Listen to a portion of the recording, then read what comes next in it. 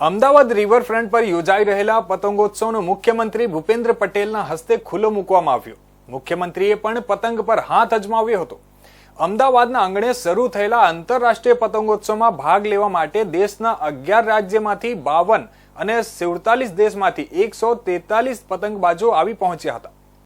ગુજરાતની આગવી ઓળખ સમાન ઇન્ટરનેશનલ કાઇટ ફેસ્ટિવલનો 11 જાન્યુઆરીથી રંગારંગ પ્રારંભ થઈ ચૂક્યો છે।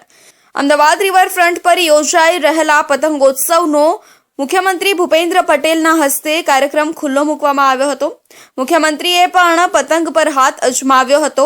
અમદાવાદના આંગણે શરૂ થયેલા આંતરરાષ્ટ્રીય પતંગોત્સવમાં ભાગ લેવા માટે દેશના 11 રાજ્યોમાંથી 52 અને 47 દેશમાંથી 143 પતંગબાજો આવી પહોંચ્યા હતા। અમદાવાદ રિવરફ્રન્ટના આકાશમાં રંગબેરંગી પતંગો છવાયેલા જોવા મળ્યા હતા। અવનવા પતંગો નિહાળવા માટે મોટી સંખ્યામાં શહેરીજનો પણ બાળકો સાથે પહોંચ્યા હતા। રાજ્યના મુખ્યમંત્રી ભૂપેન્દ્ર પટેલે દીપ પ્રાગટ્ય અને તિરંગાના કલરના ફુગ્ગા ઉડાવી અને પતંગ મહોત્સવનો પ્રારંભ કરાવ્યો હતો। ગુજરાત યુનિવર્સિટીમાં ભણતા કઝાકિસ્તાનના સ્ટુડન્ટ્સ પતંગોત્સવ જોવા પહોંચ્યા હતા। અમદાવાદના આંગણે શરૂ થયેલા આંતરરાષ્ટ્રીય પતંગો મહોત્સવને માણવા માટે ગુજરાત યુનિવર્સિટીમાં અભ્યાસ કરતા કઝાકિસ્તાનના વિદ્યાર્થીઓ પણ પહોંચ્યા હતા। ઇન્ડોનેશિયાના પતંગબાજો દ્વારા મુખ્યમંત્રીને પતંગ ભેટ આપવામાં આવ્યો હતો।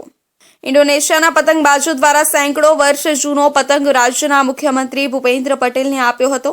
ઇન્ડોનેશિયાના એક આઇલેન્ડ પર આ પતંગ બનાવવામાં આવ્યો હોવાનું પતંગબાજ દ્વારા જણાવવામાં આવ્યું હતું। અમદાવાદની મહેમાનગતિ માણી વિદેશી પતંગબાજો ખુશખુશાલ જોવા મળ્યા હતા। 20 ફૂટ કરતાં લાંબી પતંગ આકર્ષણનું કેન્દ્ર બન્યું હતું। ઉપરાંત વિવિધ દેશના પતંગબાજોએ પતંગો પર મુખ્યમંત્રીનો ઓટોગ્રાફ લીધો હતો। મુખ્યમંત્રીએ પણ પતંગ ચગાવ્યો હતો અને રિવરફ્રન્ટ પર આકાશમાં રંગબેરંગી પતંગો છવાયા હતા।